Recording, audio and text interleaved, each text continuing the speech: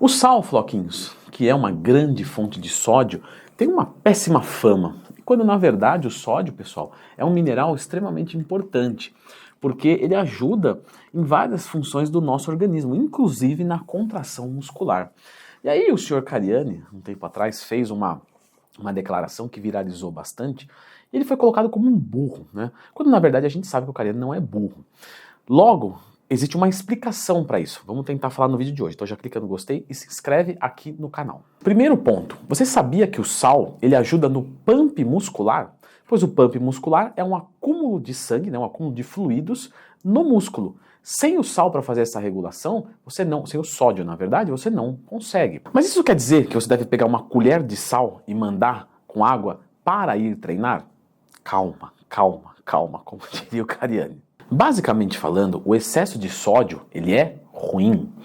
Então você consumir muito sal, sendo que a sua alimentação já é rica em sódio, ou já tem sódio em quantidade adequada, pode colocar num nível maior, isso ser ruim para a sua saúde. E o grande lance é que o brasileiro, ele já tem normalmente uma dieta hipersódica, de forma meio que espontânea. Então assim, é meio como se todo, entre aspas, né, todo brasileiro já exagerasse um pouquinho no sódio. Mas isso se dá muito porque tem vários alimentos processados que são ricos em sódio.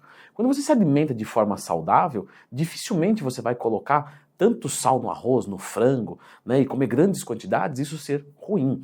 Principalmente quando você está fazendo uma dieta de ganho de peso, coisa que eu ensinei no meu curso que ensina como montar uma dieta do zero. Dá uma olhadinha aqui, link na descrição.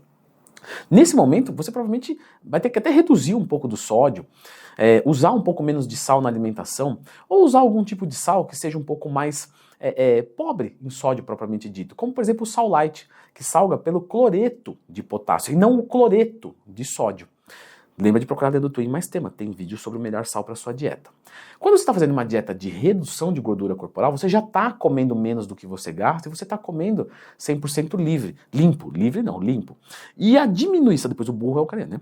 E essa diminuição de volume de comida, automaticamente, você já diminui a ingestão de sódio. Então você usar, por exemplo, o sal normal, provavelmente não vai ter problema nenhum. Agora, imagina um cenário de um atleta que está restringindo totalmente o sódio e está comendo muito pouco, com um metabolismo super acelerado e um treino super forte.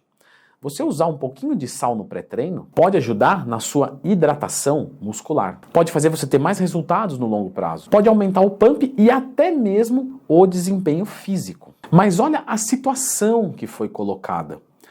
Quando teve esse vídeo, né, eu vi várias pessoas criticando porque era um recorte. E eu tive vários alunos da consultoria perguntando para mim, Leandro, vou colocar um pouquinho de sal no pré-treino. Porque assistiram só o recorte, tem que assistir o vídeo completo, tem que buscar mais informações. Para quem que é aquele público? O que ele está falando? Porque é fato que o sódio é um eletrolítico. Para quem está com o sódio muito baixo e está, por exemplo, com uma transpiração muito alta, está num ambiente muito quente, está fazendo, por exemplo, uma hiperidratação, que faz você fazer muito xixi e você excreta mais sódio ainda, você talvez esteja com uma carência de sódio. E aí você usar um pouquinho para suprir essa carência, pode melhorar a performance. E dentro desse cenário, o sal ele pode ser entendido como um recurso ergogênico. Tudo que é ergogênico, pessoal, não quer dizer que é esteroide não, tá?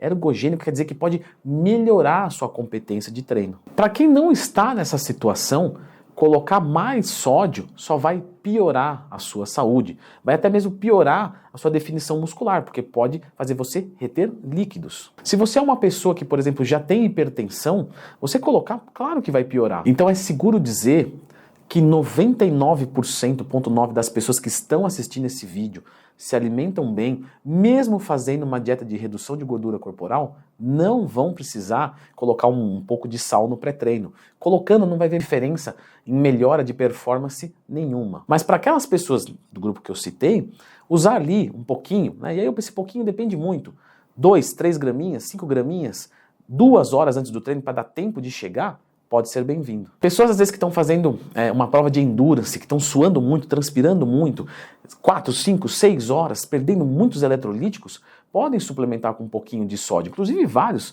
desses gelzinhos, dessas bebidas para tomar durante, tem um pouquinho de sódio. Mas eu reforço, não é o caso de pessoas em situações normais. E agora sobre o bicarbonato de sódio, que aí é outra substância.